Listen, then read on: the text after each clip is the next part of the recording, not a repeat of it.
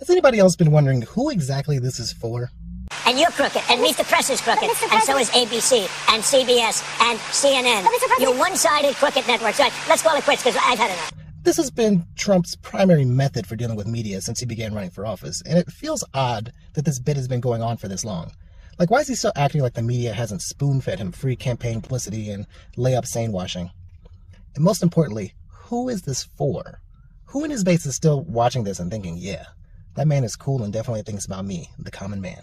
There's an answer there, but in order to understand it, you need to get out of your own self and get into the mind of a Donald Trump. So, sit back, close your eyes, and imagine that you're a billionaire Nepo baby. Your father is a real estate kingpin who loves ghost costumes even when it isn't Halloween.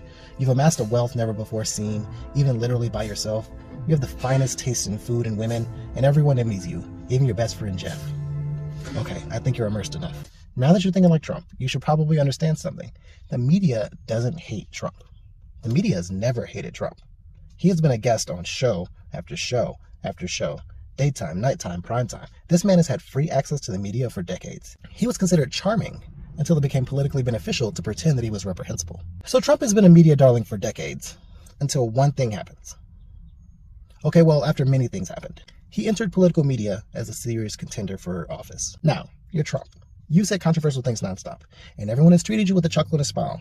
But suddenly, now that you start speaking the truth, speaking reality, really dedicating your voice to fixing this backwards nation, they play nothing but distorted clips of your words and out-of-context sound bites. Like, why don't they understand what you're trying to do here? Why don't they get how great you are? How great... Well, there goes Rather. I think you went in a little bit too deep. Look, think about it. Trump is a socially stunted Nepo baby with an ego complex and a lack of ability to self-reflect. And I think this is sad, because in everything that he does in his public presentation, I truly believe that he thinks that he's doing a good job, because he understands that much of the world is just faking it, especially in politics.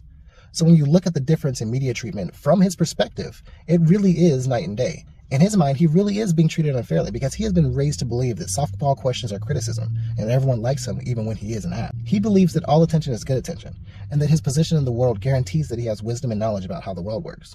So when he crashes out, I honestly think they're 100% real, not just for show, just the reality of a broken and twisted man, which leads us to his base. The people who unironically follow his every move and aren't just holding their nose and hoping for the best, these are people who view that kind of behavior as aspirational. These are people who are tired of the essays and the moralizing and complexity, who just want to tell that blue-haired barista to get off her high horse or that commie hippie up the street to take a bath. These are people who think if they can just shout enough and say the same thing over and over and over, eventually people will realize that they're not just asking for permission, they're just giving a warning. They want people to know that the world is one specific way.